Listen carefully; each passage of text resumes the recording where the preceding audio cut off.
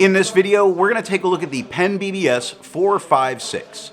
Let's jump straight to the end and start with my thoughts on this pen. This is my only PensBBS pen, and I foresee this as being my only PensBBS pen. When it arrived, the pen was beyond scratchy. It actually scratched up the page while I was writing, and I didn't care for the nib, not just for that, but when I did straighten it up a bit and make it write better, I still didn't care for how sharp the nib was. So I went to replace it. And the nib was in so incredibly tight. It was really hard to get out. And later in the nib pictures, you're going to see where I did damage the feed some in getting it out. And that's entirely on me, not them. But I had to replace the nib to have a usable pen. Also, it's a vacuum filler, and I enjoy vacuum fillers. But this particular one, I continuously have to completely disassemble it and put the gaskets back into place on the vacuum filler when I clean it. With that, it makes it a pen I don't care for using it a whole lot because cleaning it becomes a task, and I don't want to have to make cleaning a pen a task that's a real problem. It makes this pen a real one I'm not happy with.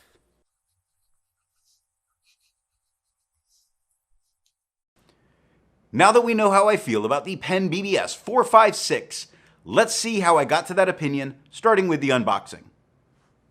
The PensBBS 456 came in a box like this, which contained a box like this.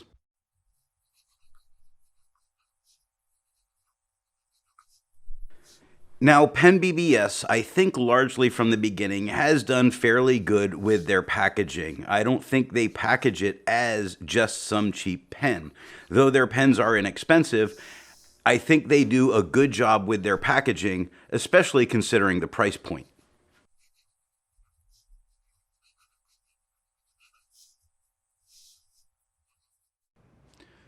With the pen out of the box, we need to get to the nib. And as long as it doesn't take 20 turns to uncap, I'm generally okay.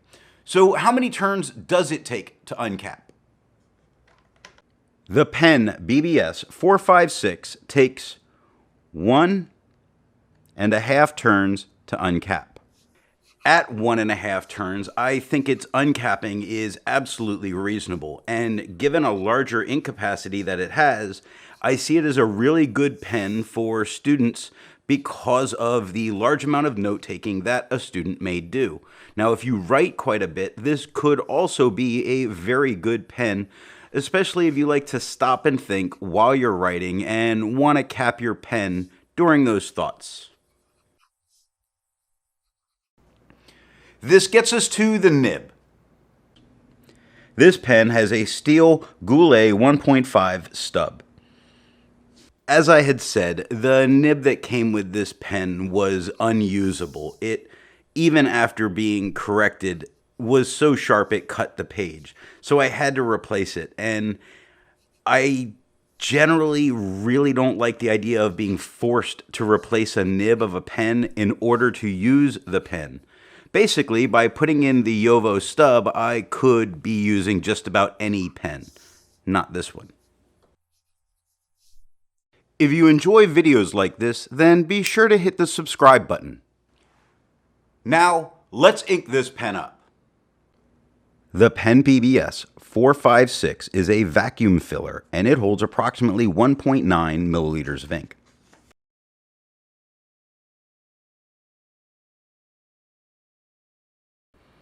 The ink for today is Sailor Cherry Blossom. A major thing going for this pen is its large ink capacity, if that's something that you do care about. Now, with that, I have had issues that very frequently when I'm cleaning it, I have to completely disassemble the pen because the piston mechanisms, O-rings, tend to come off inside the body. So that large ink capacity at least delays the dreadful cleaning experience. As a habit, I don't normally post my pens, but some people like to post pens, and some pens need to be posted to use comfortably.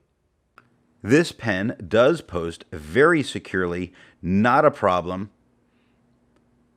It doesn't make it feel back-weighted to me. I think it actually balances the pen, but I'm not really a poster, and I find that it's plenty wide enough, or plenty long enough for me, and it's wide enough to be comfortable in my hand.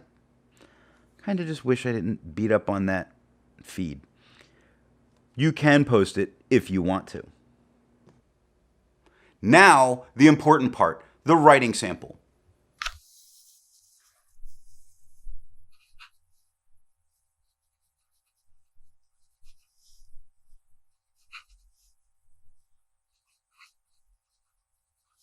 Now, while writing with the pen, I do find it perfectly comfortable in my hand, and I can write a couple of pages without getting any kind of hand fatigue. So for that, it is doing very good. And this pen, like many vacuum fillers, you have to remember to unscrew the, cap at the back that controls the piston filler or the vacuum filler. That's not a problem for me. A lot of my pens have that feature, so it doesn't get in my way. But for some people, it does. And if something like that is a problem for you, then that's one of those things that you would want to think about.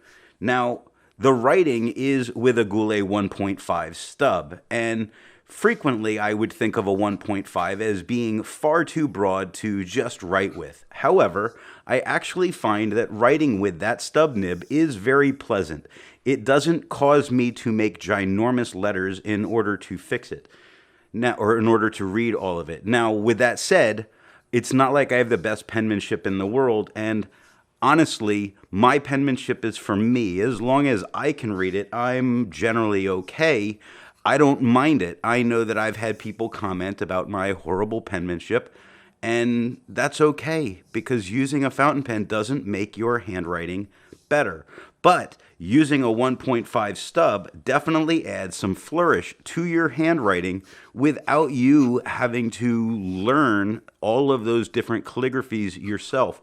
I think it's a very interesting nib to use because of what it does. It gives that flexi nib sort of look without the risk or the money involved for a flexi nib.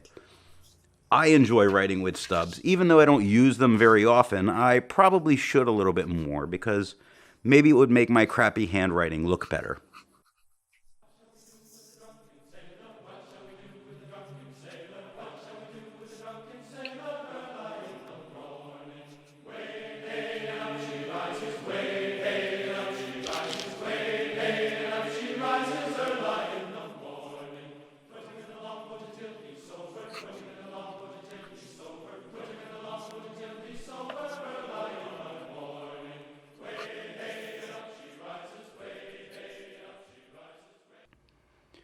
Now for something a bit more standard in comparing writing size.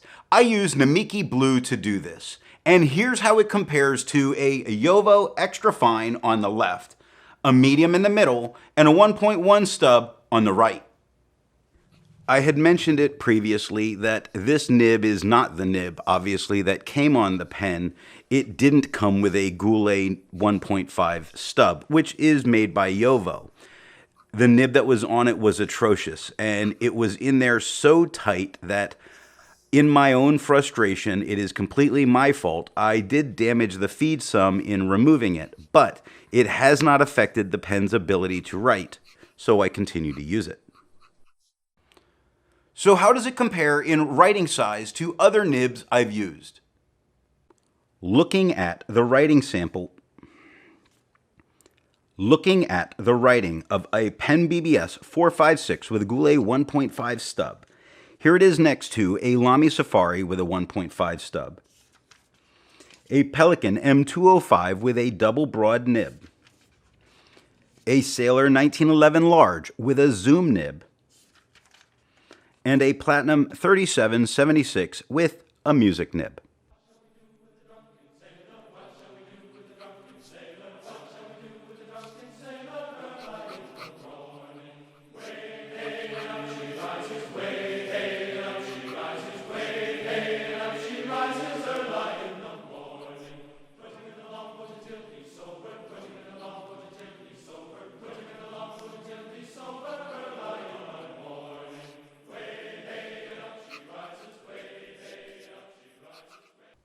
So it isn't a review without some size comparisons.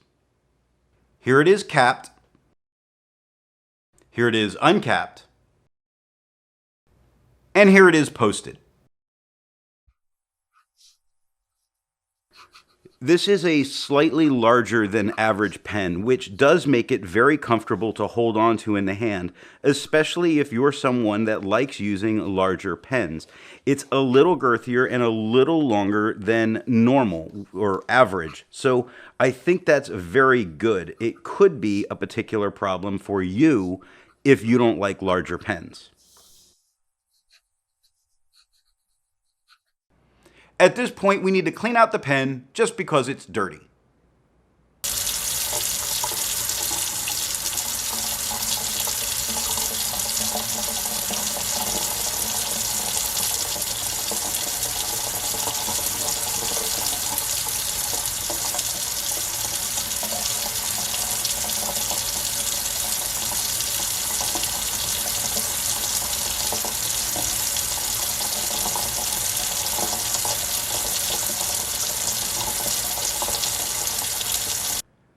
Be sure to check out the next pen review video where we take a look at the Fountain Pen Revolution Japer.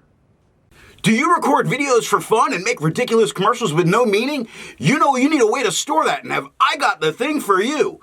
An SD card. And that's where you're gonna, hey, I've been recording 5 of these. Are we recording? Hello? Don't forget to format them each time before you use them. Act today. If you want to be able to support not just my channel, but any reviewer, then when you make a purchase, be sure to tell that retailer where you heard about it. Thanks for watching.